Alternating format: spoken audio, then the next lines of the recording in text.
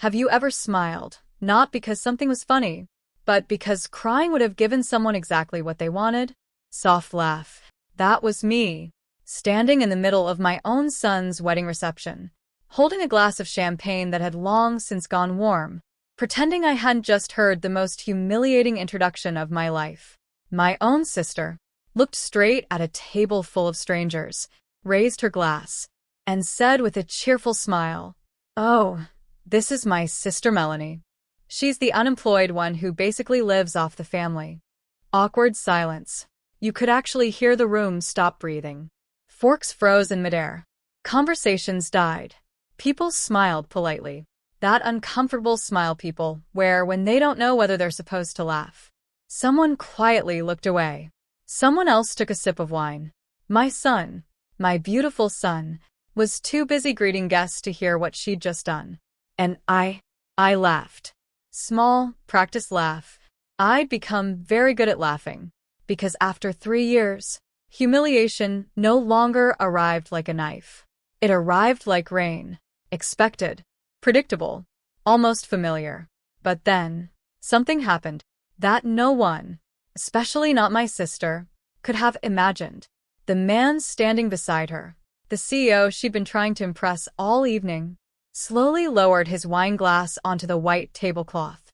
He looked directly at me, not at Sandra, at me. His eyes narrowed, as if he were searching through 20 years of memories.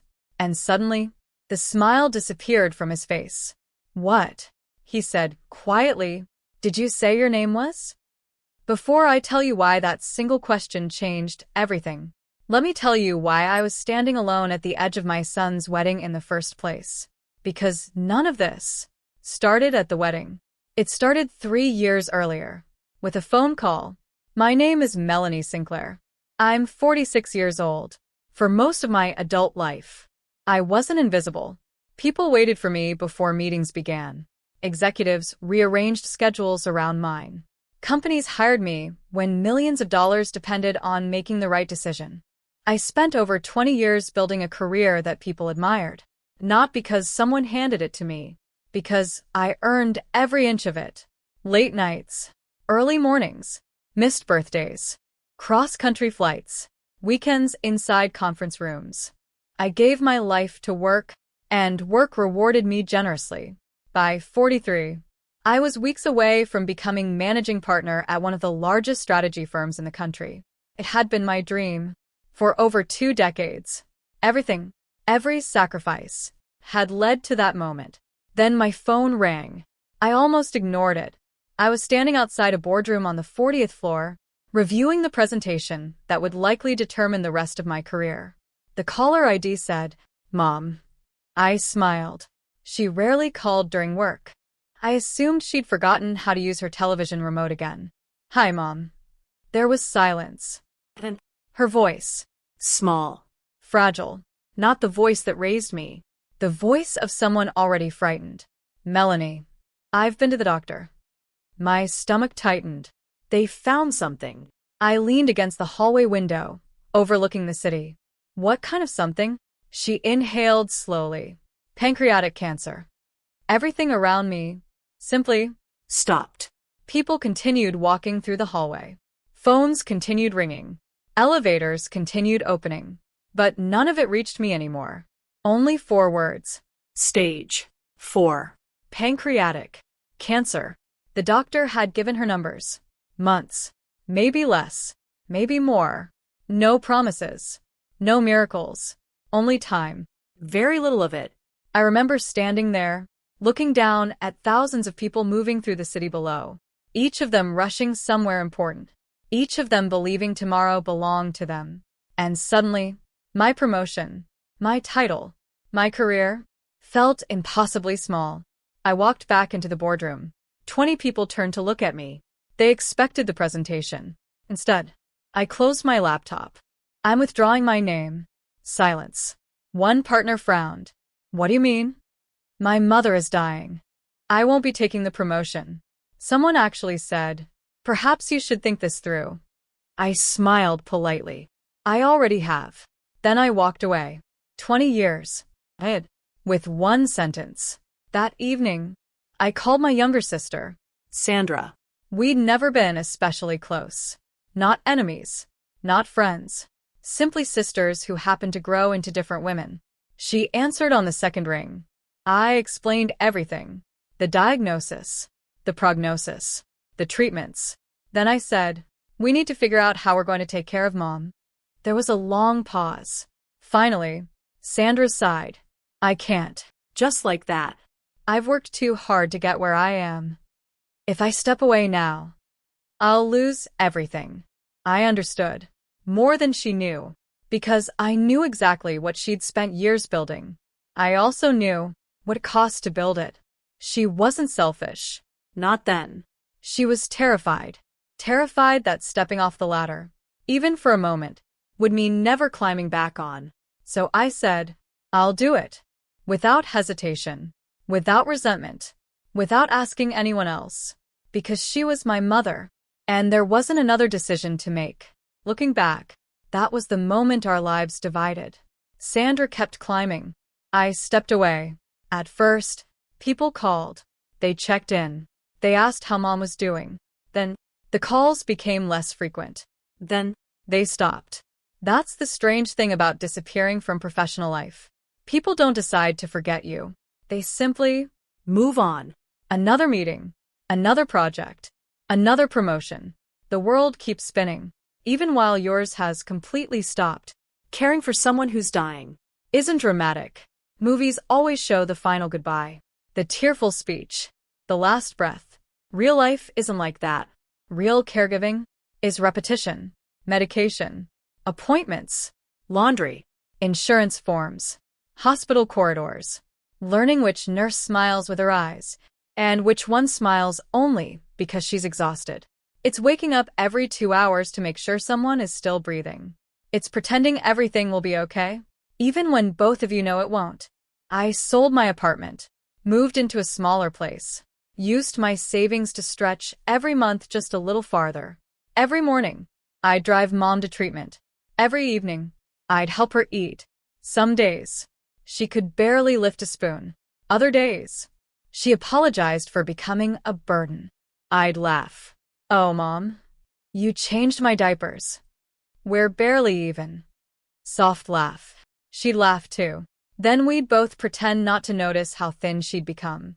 One evening, about 6 months before she died, she held my hand, really held it, the way mothers do, even when their children are grown. She looked at me, with complete clarity. Melanie, promise me something. Anything. They're going to measure you, by the room you're standing in. I frowned. I don't understand. She smiled sadly. You will. Just promise me, don't measure yourself the same way. I rolled my eyes. Mom, that's very dramatic. She chuckled. I'm dying. I've earned dramatic. We both laughed. Real laughter. The kind that hurts because it's disappearing. Neither of us knew. That would be the last truly good week we'd ever have together. Months later, she was gone. And somehow, the hardest part wasn't losing her. It was watching people rewrite what those 2 years had meant. People think grief ends with the funeral. Gentle sigh. It doesn't. The funeral is just the day everyone else starts going back to their lives, while yours stays broken. After my mother died, I discovered there was another full-time job no one ever talks about. Closing accounts, canceling insurance, selling medical equipment, sorting through closets, signing papers that somehow reduce an entire human life to signatures and checkboxes. Every morning I'd wake up thinking, I need to call Mom. Then I'd remember. Every single morning, like losing her all over again. The funeral was held on a rainy Thursday. Mom would have laughed. She hated rain, said it ruined perfectly good shoes. Small laugh. The church was full. Neighbors, former coworkers, old friends, people who genuinely loved her. They hugged me. They cried. They thanked me for taking care of her. And for a few hours, I felt seen. Not praised. Just seen. But funerals have receptions. And receptions have conversations. That's where everything began to change. Sandra arrived looking flawless. Perfect black dress. Perfect makeup. Perfect speech. She cried beautifully. Not fake tears. Real ones. She loved Mom too. I never doubted that. But grief affects people differently. Some people become quieter. Others perform louder. She moved from group to group, accepting condolences, sharing stories, receiving hugs. People kept saying, "You've been so strong." And I stood nearby, holding coffee that had gone cold, wondering if anyone remembered who had actually been there every day. At one point, I overheard my aunt speaking to Sandra. "Oh, sweetheart, I worried so much about Melanie." Sandra nodded sympathetically. "I know. I'm worried too. I just hope she finds her footing again." Finds my footing. Long pause. As though I'd stumbled. As though caring for our dying mother had been some unfortunate career mistake, instead of a choice made out of love. I didn't interrupt. I didn't defend myself.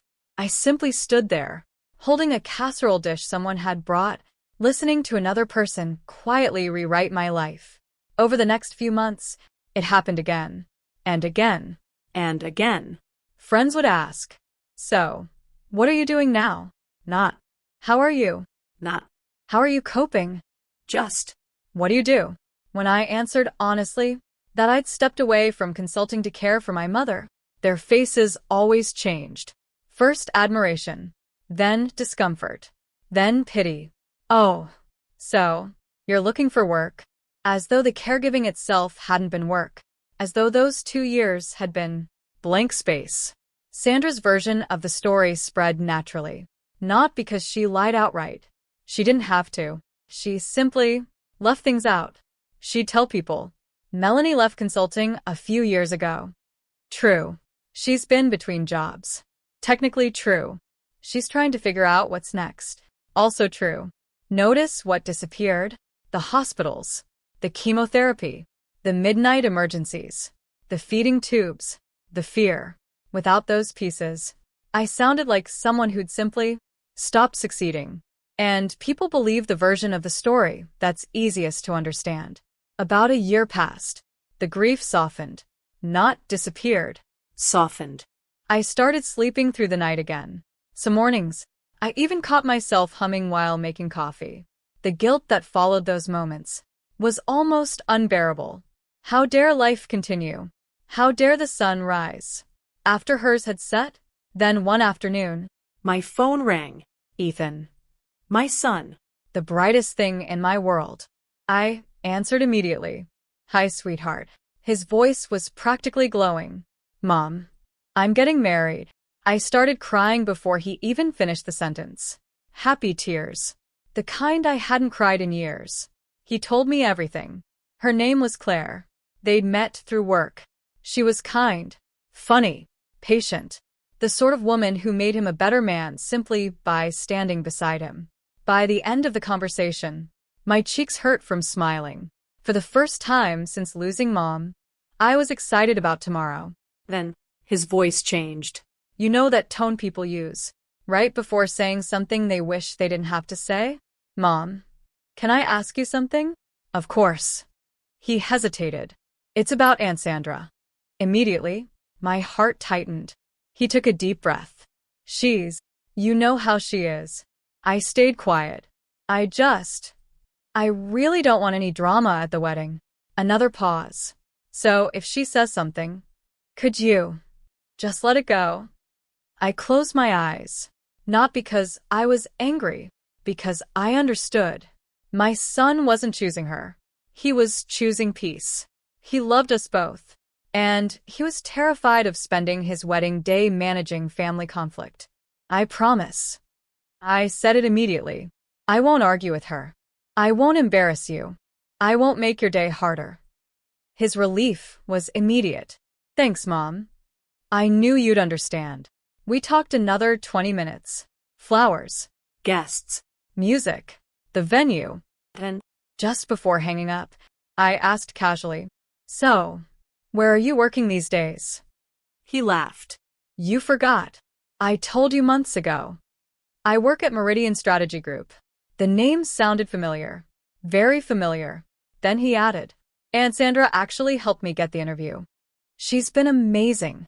Meridian. Of course. I knew Meridian. For years. They'd been one of our biggest competitors. We'd fought for contracts, board seats, acquisitions, entire industries. I remembered studying their presentations, their executives, their strategies. A strange feeling washed over me, like opening an old photo album you hadn't touched in years. That life, that woman, felt like someone else entirely. Then Ethan said something that made me smile. They use this decision framework at work. Everyone talks about how brilliant it is. I blinked. What framework? I don't remember the name. Some decision mapping model. My manager says it's basically the foundation of how the company analyzes clients. I stared out the window. The decision mapping framework. Mine. I'd built the original version almost 15 years earlier. I'd never patented it. Ideas spread. Consultants borrowed from each other all the time. Eventually, no one remembered who created what. That was normal. I smiled quietly. I'm glad it's helping people. Ethan laughed. Yeah. Whoever came up with it was a genius. I almost told him. Almost. Then I stopped. Why? Because I was tired. Tired of explaining who I used to be. Tired of watching people look surprised. Tired of proving that I had once mattered. So I simply said, work hard, be kind. And remember, titles aren't everything. He laughed. You sound like Grandma. That one sentence nearly broke me. The rehearsal dinner arrived on Friday evening. It was held in a beautiful private restaurant overlooking a vineyard. Everything felt expensive, without trying to. Crystal glasses, fresh flowers, soft piano music drifting through the room. Claire's family welcomed me warmly. Her parents were gracious. Her grandparents insisted I sit near them. For a little while, I forgot to be nervous. Then Sandra walked in. She looked successful. Designer dress, luxury watch, confident smile. The kind of confidence built on years of professional victories. Within minutes, she'd gathered an audience. She always could. Stories, promotions, clients, business trips. Every conversation somehow circled back to her accomplishments. And every third sentence included the same name. My CEO. David says. David loved my presentation. David trusted me with David Mercer. Apparently, he'd be attending the wedding reception the following day. Sandra mentioned it often enough that everyone remembered, including me, though I'd never met him. Dinner began. The conversations drifted naturally around the table. Family, travel, marriage, business. Then, Claire's mother smiled warmly at me. So, Melanie, what do you do? A perfectly innocent question. I smiled back. I actually stepped away from consulting a few years ago to care for my mother during her illness. Before I could finish, Sandra laughed. Lightly, playfully. Oh, Mel's between things right now. She's been between things for quite a while. The table chuckled politely. No one knew what to say. She delivered the insult wrapped inside kindness. The most dangerous kind. I looked down at my wine glass, then back up. That's one way to describe it, I said softly. And I let it go, because I'd made my son a promise. But inside, something had shifted. Not anger, recognition. I finally understood. Sandra didn't simply think less of me. She needed everyone else to think less of me too, because comparison was how she measured success. If I stayed small, she stayed tall. And suddenly, my mother's words returned. They're going to measure you by the room you're standing in. Don't you dare measure yourself the same way. I didn't know it yet. But by this time tomorrow, the entire room would be measuring something very different. I told myself I could survive one awkward dinner. After all, It wasn't about me. it was about Ethan. Every smile I forced, every insult I ignored, every quiet moment I swallowed, was simply another wedding gift for my son. I could do that. I'd spent 2 years watching someone I loved die. Compared to that, Sandra's little comments were nothing. Or so I thought. Dessert had just been served. Tiny lemon cakes, fresh berries, coffee poured into delicate white cups. The conversation had drifted toward business again. It always did when Sandra was around. Claire's father mentioned, almost absent-mindedly, "You know, our company may need a strategic consultant sometime next year." He wasn't asking anyone in particular, just thinking out loud. Sandra reacted before anyone else could speak. "Oh, I'd love to help." She reached into her designer handbag. Without hesitation, she produced a thick stack of business cards. Dark navy, heavy cardstock, elegant silver lettering. Sandra Sinclair, Senior Manager, Meridian Strategy Group. She spread them across the table, like a magician revealing the winning hand. Claire's father smiled politely and accepted one. "So kind of you." Sandra glowed. Then, she turned toward me. There was a tiny pause, just long enough for everyone to notice. Then she smiled. "Oh, Mel, do you have a business card?" Silence. Not loud silence. The dangerous kind. The kind where everyone suddenly becomes fascinated by their dessert plate. Because they all understood what she was really asking. Not. "Do you have a card? But do you still matter?" I felt every eye at the table drift toward me. My fingers rested around my coffee cup. Steady. Calm. I hadn't carried business cards in years. The old ones, from my consulting days, were buried somewhere in a forgotten drawer. They belonged to someone I'd stopped trying to become again. I smiled gently. No. "I'm fresh out." Sandra laughed. Not cruelly, not openly, just enough. "Oh well, maybe someday." Then she turned back toward Claire's parents, already moving on. Conversation resumed. Plates were cleared. Coffee refilled. To everyone else, the moment disappeared. To me, it stayed. That night, I couldn't sleep. I sat on the floor of my apartment, still wearing my dress, still hearing those words. "Do you have a business card?" Such a tiny question. Yet somehow, it had managed to summarize exactly how the world saw me now. No title, no office, no company, no card, no proof. I stood, walked to my bedroom closet, and pulled down an old storage box. Inside were pieces of another lifetime. Conference badges, award plaques, old notebooks, flight itineraries. Then, a photograph. It was taken almost 15 years earlier. My mother stood beside me outside a conference center. I was wearing a navy blazer, holding a keynote speaker's badge around my neck. Mom was smiling at me, the way only mothers can, like I'd invented the sunrise. I ran my thumb across the photograph. "I miss you." The apartment answered with silence. Then, almost without thinking, I remembered her words. "They'll measure you by the room you're standing in. Don't you dare measure yourself the same way." I laughed quietly. "You always did have perfect timing." I slipped the photograph into my purse. I wanted her with me tomorrow. The wedding morning arrived bright and warm.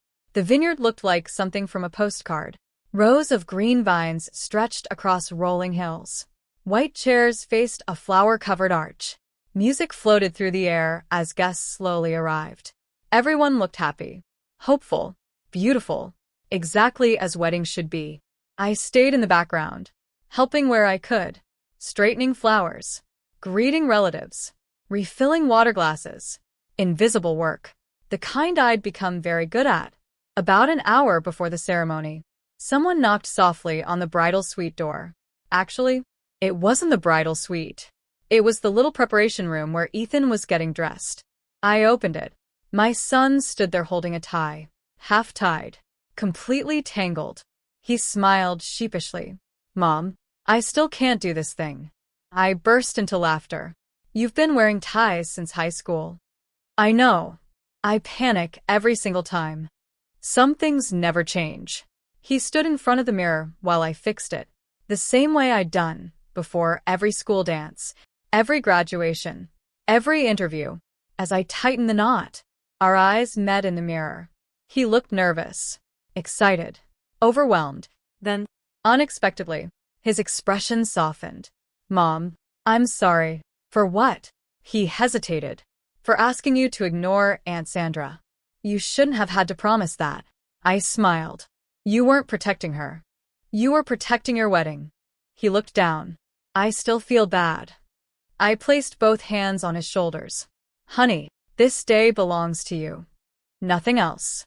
Not old arguments. Not old hurts. Nothing. He hugged me Tightly. like he used to after nightmares when he was 6 years old. For just a second, he wasn't a groom. He was simply my little boy. The ceremony itself was perfect. Short. Simple. Beautiful. Claire walked down the aisle, smiling through tears. Ethan cried before she even reached him. Half the guests cried with him. Even I laughed through my own tears. Love has a way of making grief feel lighter, if only for a little while. When they kissed, everyone applauded. For those few minutes, nothing else existed. No Sandra. No career. No humiliation. Only my son, beginning his new life. Then came the reception. The tables stretched across the open vineyard hall beneath hundreds of tiny string lights. Music echoed between the vines. Servers carried trays of champagne. Guests laughed. Children danced barefoot on the wooden floor. It felt magical. Until I noticed where I'd been seated. Near the back. Almost against the wall. Not intentionally cruel. Just convenient. Close relatives sat near the bride and groom. Business associates near the front. Friends in the middle. And me? Near the edge. Oddly enough, I didn't mind. Edges had become comfortable. From the edge, you see everything. Sandra was impossible to miss. She floated from table to table, collecting conversations, collecting compliments, collecting attention. Every laugh just a little louder than necessary. Every story placing herself squarely at the center. Then I noticed something. She kept glancing toward the entrance, checking her watch, smoothing her dress, looking almost nervous, waiting for someone.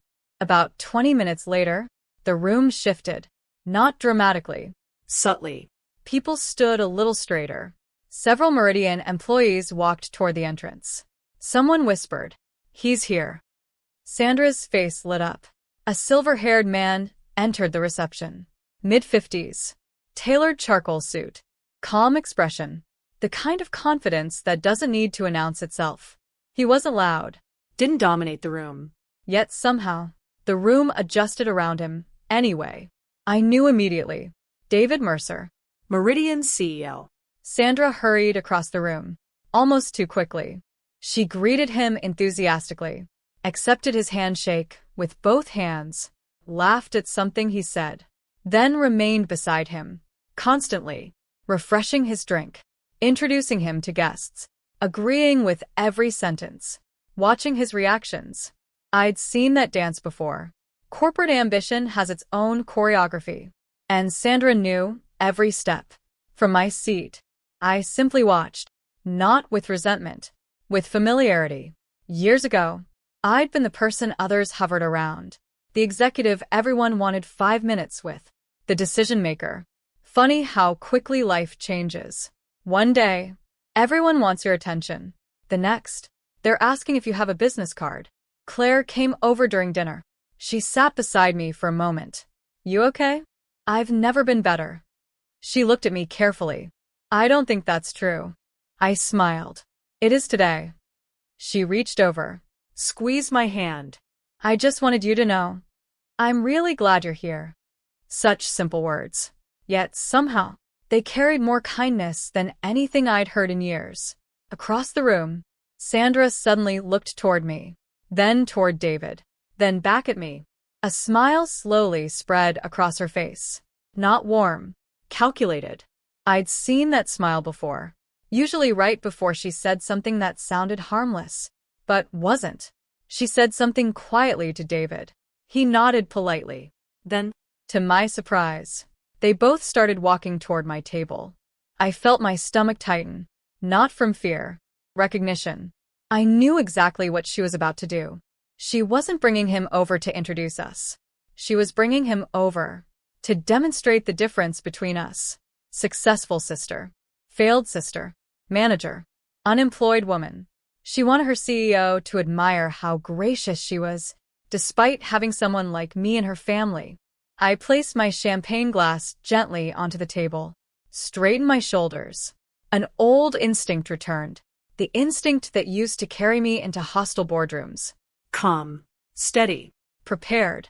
Across the room, Claire noticed them walking toward me. Her expression changed immediately. She started moving too, but she was too far away. Ethan was busy greeting relatives. He hadn't seen any of it. Sandra reached my table first, beaming. "David," she said brightly, "I'd like you to meet someone." She turned toward me with theatrical warmth. "This," she smiled, "is my sister." She rested one hand lightly on my shoulder, then laughed. "The unemployed one. The one who basically lives off the family. Bless her." The table froze. No one spoke. I looked down at my glass, then slowly back up, and I smiled. Not because it was funny, because I'd practiced smiling through pain for 3 years. Very quietly, I said, "She's right. I don't have a title anymore." David Mercer didn't laugh. He didn't smile. Instead, he slowly placed his wine glass onto the white tablecloth, looked directly into my eyes, and asked one question that made Sandra's smile begin to disappear. "I'm sorry," he said quietly. "What did you say your name was?" The question hung in the air. What did you say your name was? No one moved. Even the music from the dance floor seemed farther away. Sandra laughed first. A quick, nervous little laugh. "Oh, David. My sister isn't exactly in your world." Then she looked at me. "Mel, tell him." I met the man's eyes. "Melanie." I said it calmly. "Melanie Sinclair." He repeated it under his breath. "Melanie Sinclair." His eyebrows pulled together. Not in confusion. Recognition. The kind that arrives slowly, like a light turning on in a room you forgot existed. Sandra noticed it too.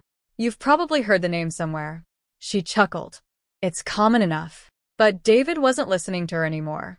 He was looking directly at me, studying my face, almost searching through memory. Then, very quietly, he asked, "Did you write the original decision mapping framework?" The world stopped. I blinked. "I wrote the first version. It evolved after that." His eyes widened. For just a second, the calm executive disappeared, replaced by genuine surprise. "My God," he whispered. "It really is you." Around the table, people exchanged confused glances. Claire's college friends looked from David To me. to Sandra. No one understood, except Sandra. And judging by the color draining from her face, she was beginning to realize she should have.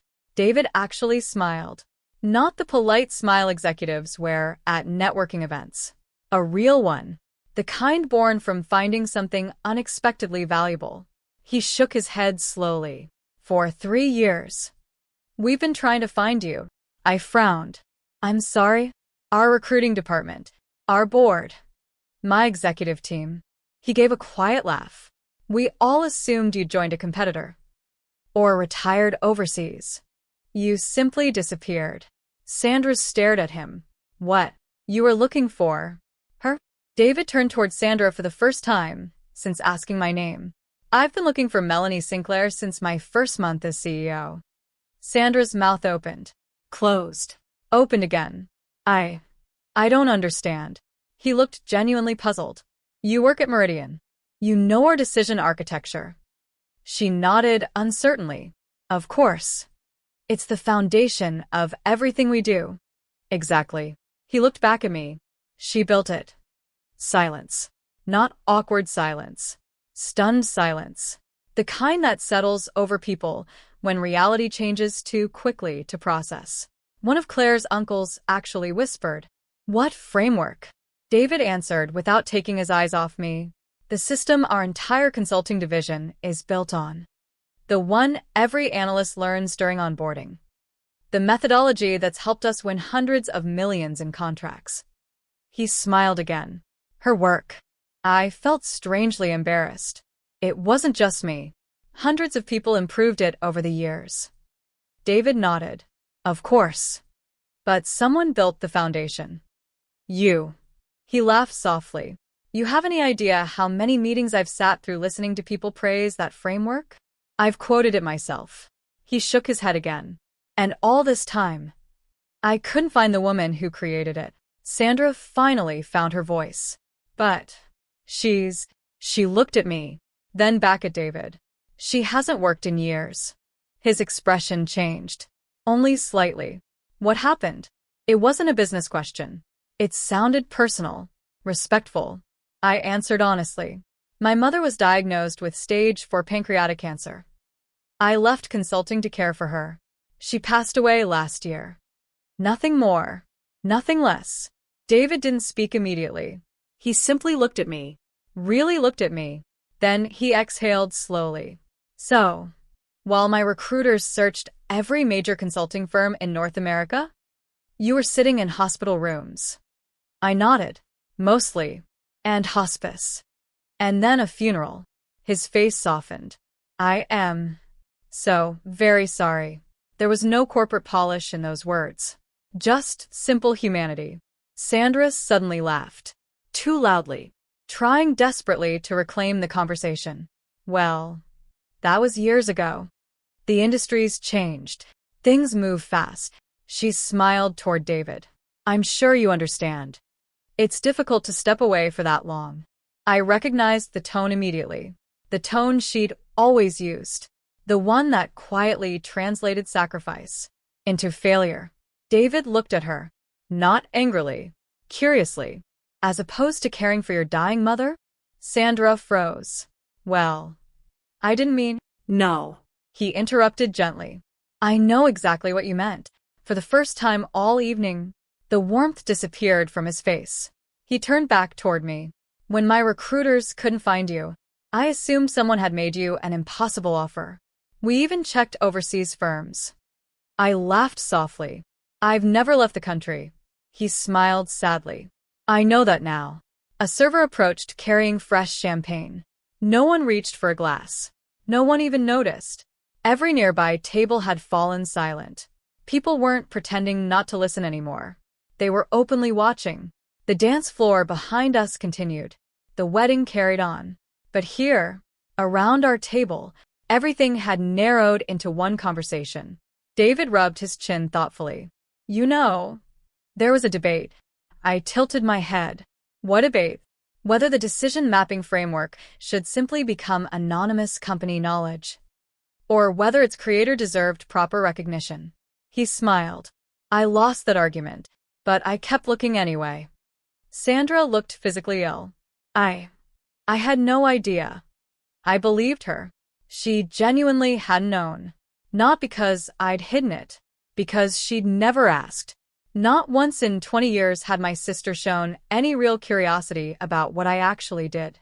She only cared whether I was succeeding. Not what I'd built. Not who I'd helped. Not what mattered to me. Success itself had become the only language she spoke. David glanced around the reception hall, then back at me. I owe you an apology. You don't owe me anything. I think I do. He folded his hands. My company has benefited enormously from your work. Without ever thanking you. I smiled. That's consulting. He laughed. It shouldn't be. Sandra tried again. David. I'm sure Melanie appreciates that. But tonight is Ethan's wedding. Perhaps we should. He raised one finger. Not rudely. Simply asking for a moment. I'll be brief. Then he looked at me. I've wanted to ask you something for 3 years. Would you consider coming to Meridian? I blinked. I'm sorry. As Chief Strategy Officer. The words landed like thunder. Even I couldn't speak. Chief Strategy Officer? One of the highest positions in one of the country's largest consulting firms?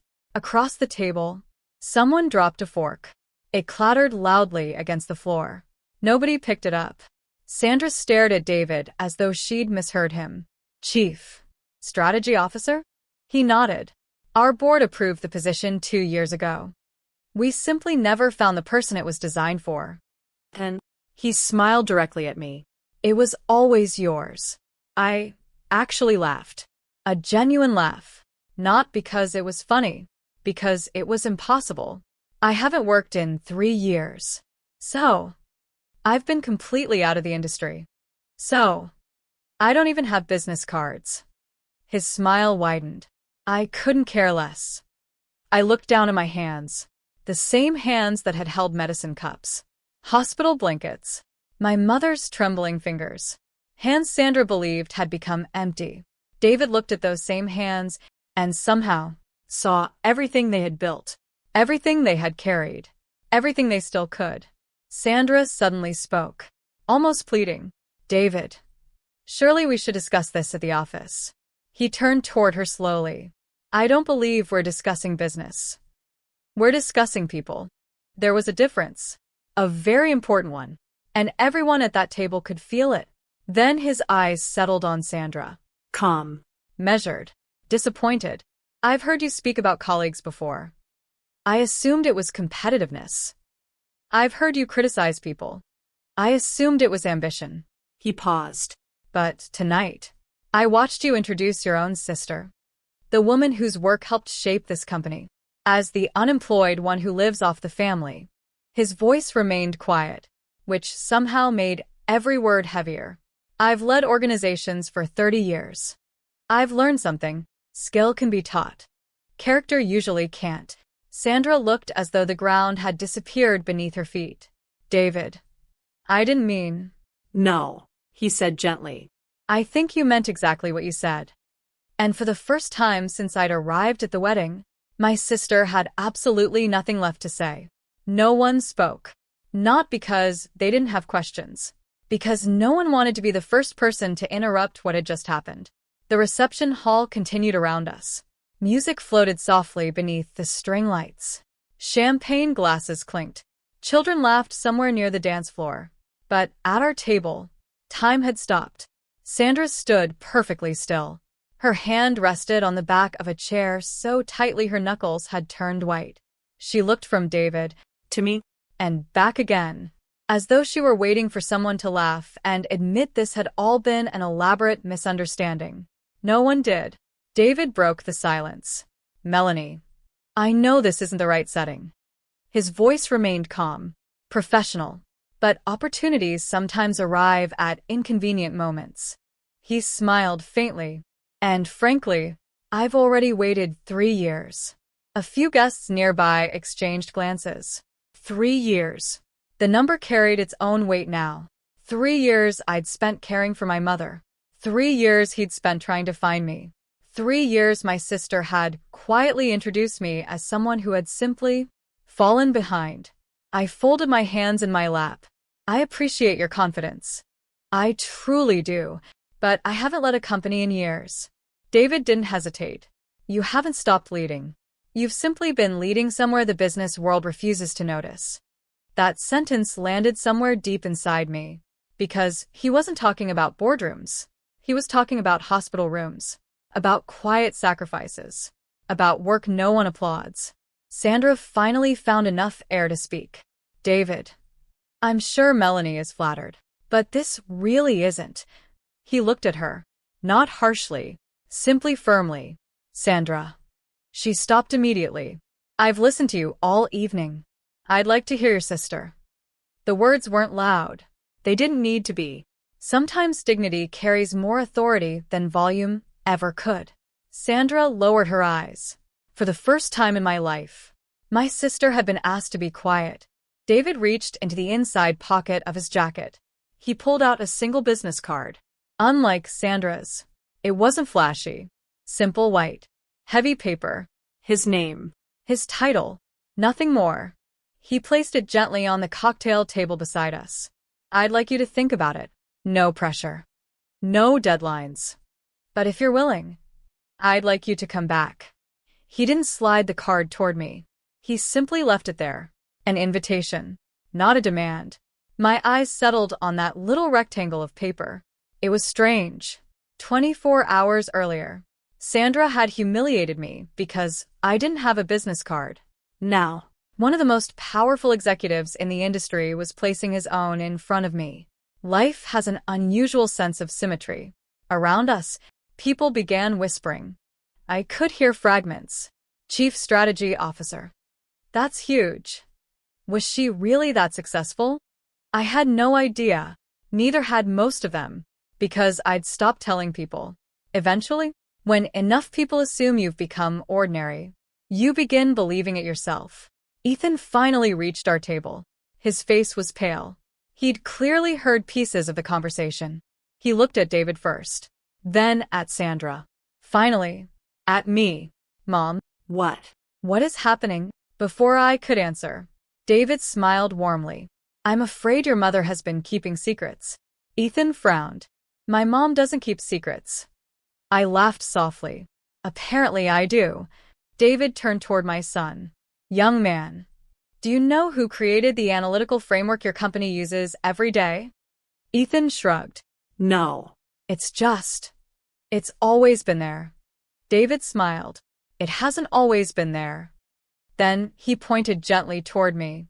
She built it. I watched Ethan's expression change. Confusion, disbelief, recognition. Then, something else.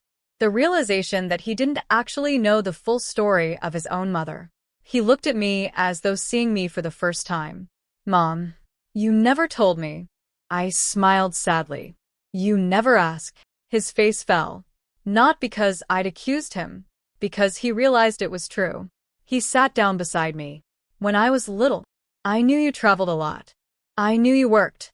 I guess I never understood what you actually did. I squeezed his hand. That's my fault too. I spent so many years coming home exhausted that I forgot to share the interesting parts. He shook his head slowly. No. I thought. He couldn't finish the sentence. I finished it for him. You thought your aunt was the successful one. He looked away, ashamed. I lifted his chin gently. Don't. You only believe the story everyone kept telling. His eyes filled with tears. I'm sorry. That apology hurt more than Sandra's insults ever had. Because unlike hers, his was honest. Claire quietly stepped beside him. She wrapped an arm around his shoulders. Then she looked at me. I knew there was more. I smiled. What made you think that? She shrugged. The way you listened. The way people listen when they've spent years leading. I've worked with enough executives to recognize confidence. She laughed. The loud ones usually have the least of it. David chuckled. She's absolutely right. Across the room, Sandra hadn't moved. People had started avoiding her. Not dramatically, just naturally. Conversation shifted away whenever she approached. No one wanted to be standing beside the woman who had publicly humiliated her own sister, only to discover her sister was one of the most respected minds in the industry. Humiliation has a strange echo. It returns much louder than it leaves. After a long silence, Sandra finally walked toward me, not toward David. Toward me. For the first time all evening, she wasn't smiling. She looked tired, older somehow. Her voice cracked. I didn't know. I nodded. I know. She swallowed hard. Why didn't you tell me? I looked at her quietly.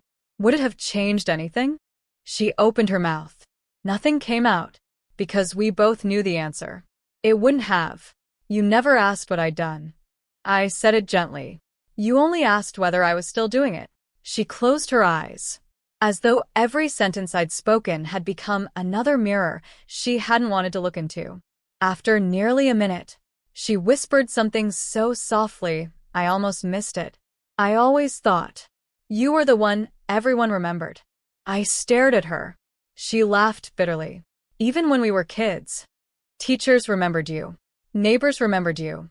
Mom's friends remembered you. You walked into rooms, and people noticed.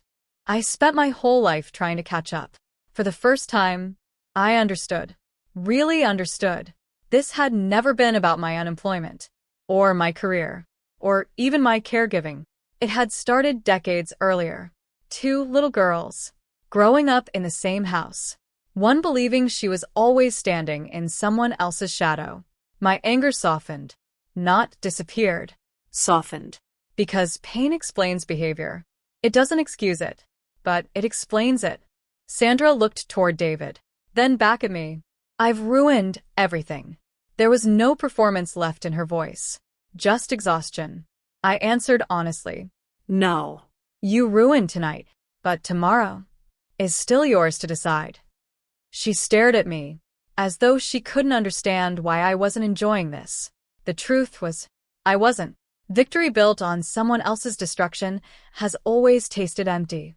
David approached us quietly. I need to speak with Sandra for a moment. She immediately stiffened.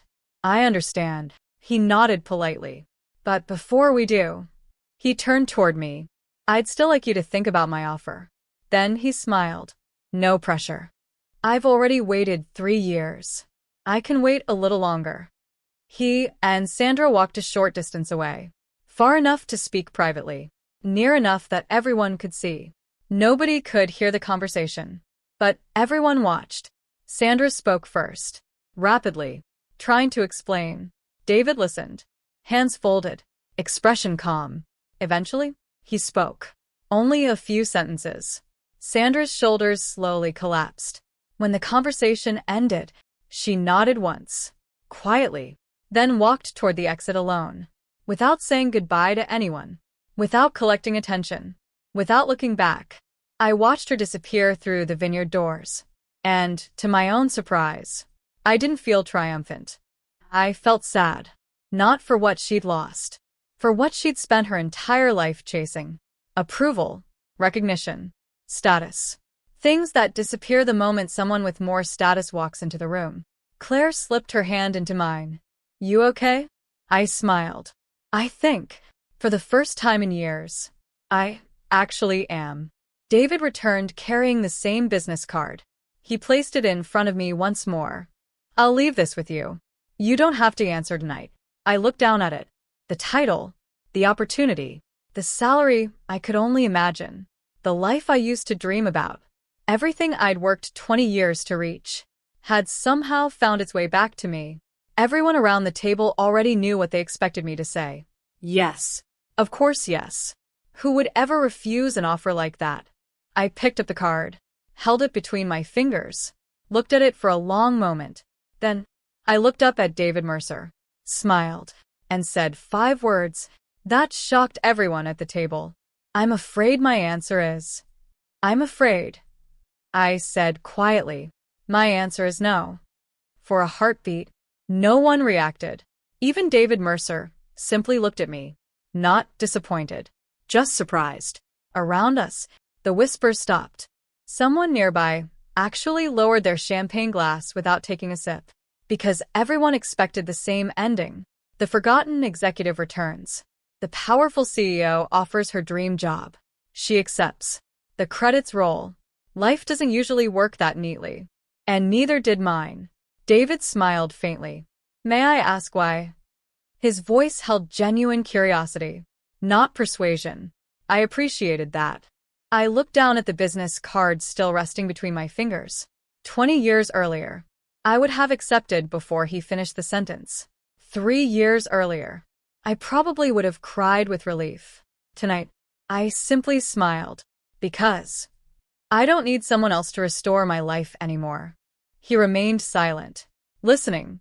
Really listening. I continued. When my mother got sick, I thought I was giving everything up. My title. My career. My identity. And for a long time, I believed I had. I glanced across the vineyard where the lights swayed gently in the evening breeze. But something happened while I was taking care of her. I just didn't understand it until tonight. David folded his arms comfortably. So tell me. I laughed softly. My mother used to say something. She'd tell me, people will measure you by the room you're standing in. Don't you dare measure yourself the same way. He nodded slowly. Wise woman.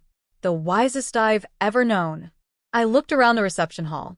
The same room where, less than an hour earlier, I'd been introduced as the unemployed one.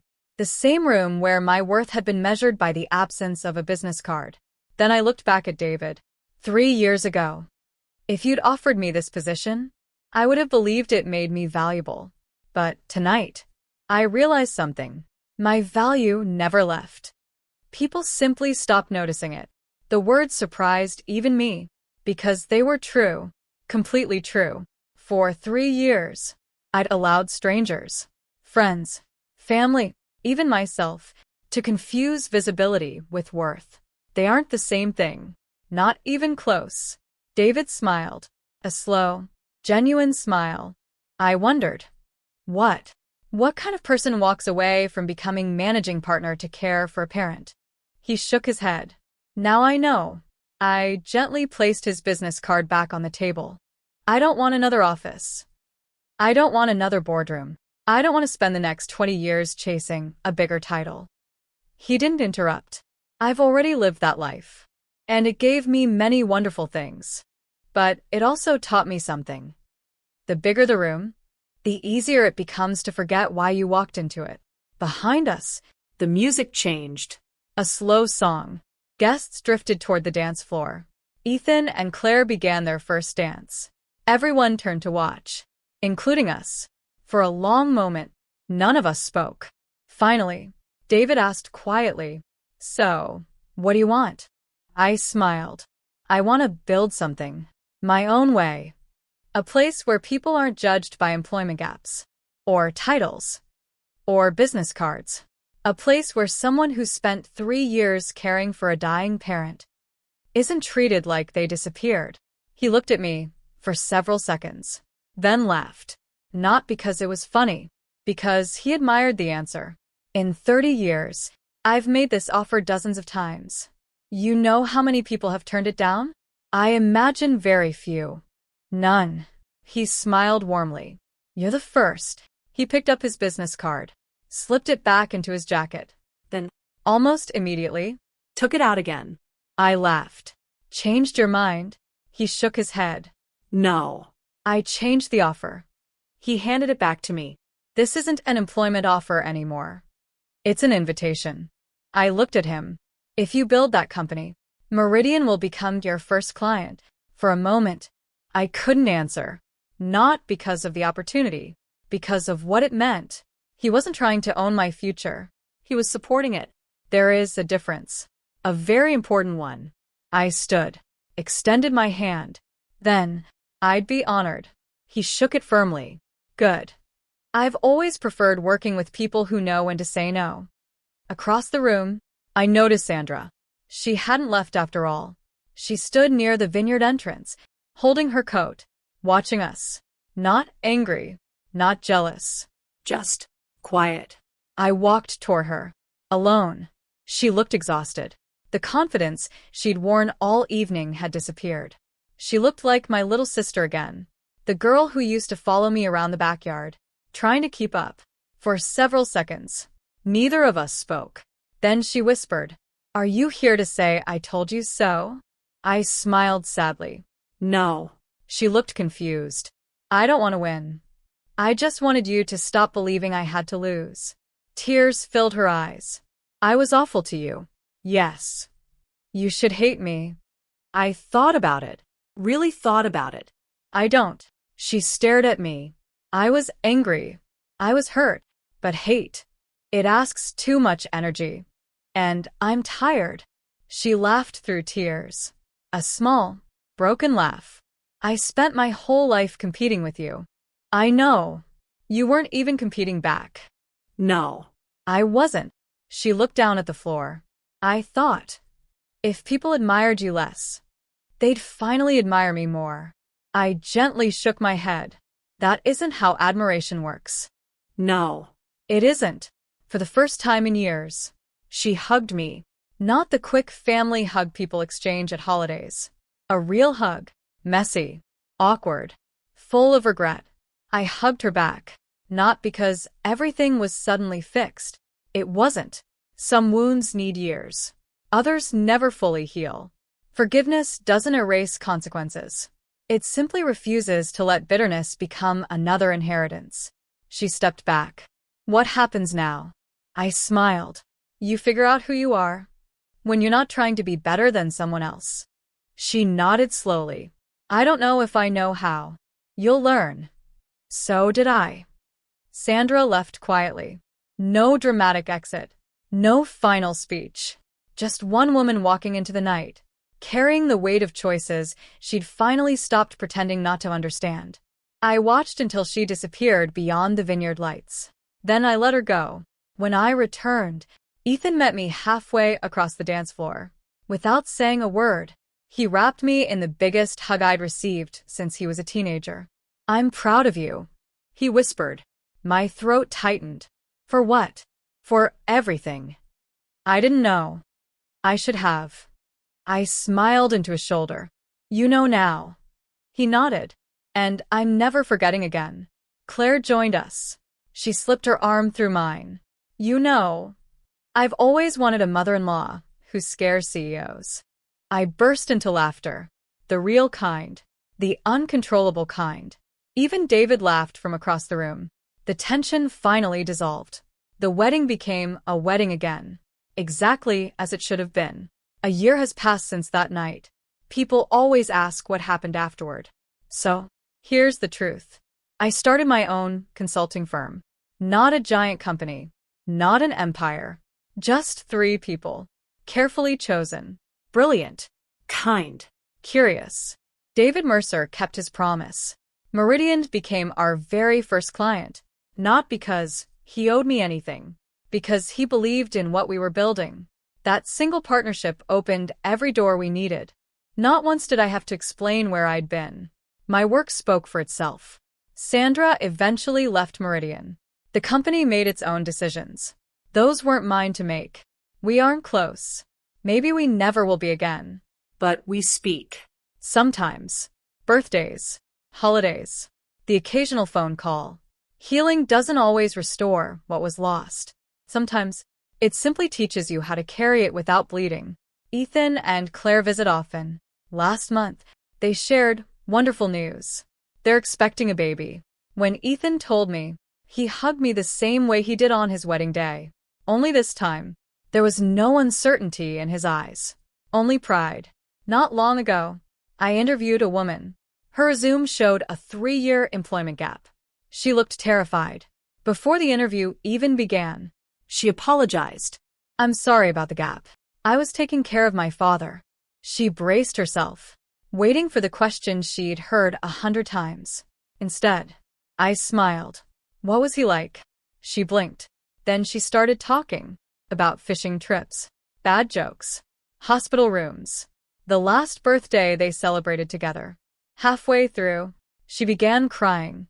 I handed her a tissue, and by the time she finished, I'd already decided.